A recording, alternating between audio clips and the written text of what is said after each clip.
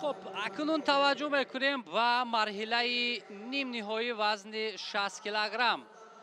سامان علاموف سفید پوش بر مقابل احمد رستموف با یک تک سبز از دسته دوشنبه دو نیرو سنجی میکنند.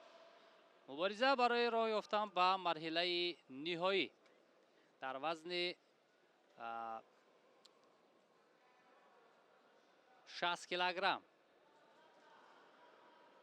سامان علاموف هم البته بسیار تجربه خوب دارد، پهلوان بسیار با استعداد است و حریف هم تا به این مرحله راه یافتنش معلوم است که به سبب نخواهد بود.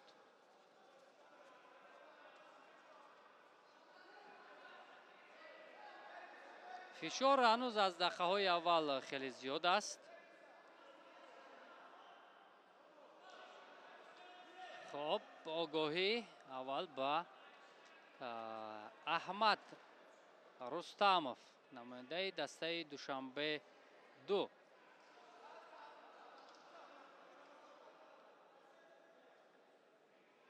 از گریبان خیلی خوب داشته است اینجا سامان علاموف. یک لحظه توجه برای اصول کمری بود ولی موفق نشد در این حالت. خب به هر حال فاول است. سامان علاموف فاول است.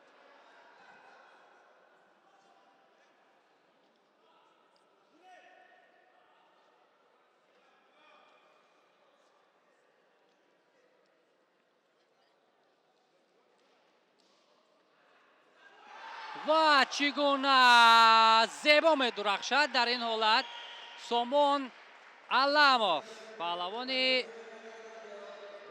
دسته دوشنبه یک.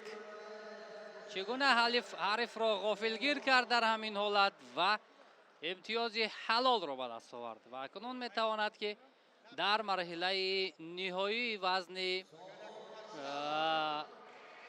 60 کیلوگرم قرار بگیرد. سامان علاموف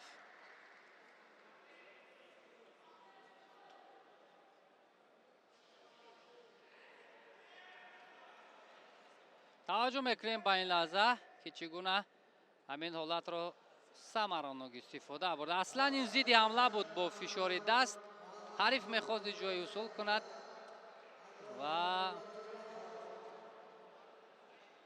بر ضد حمله رقیب کار گرفت و همین طور موفق هم گردید سامان علاموف.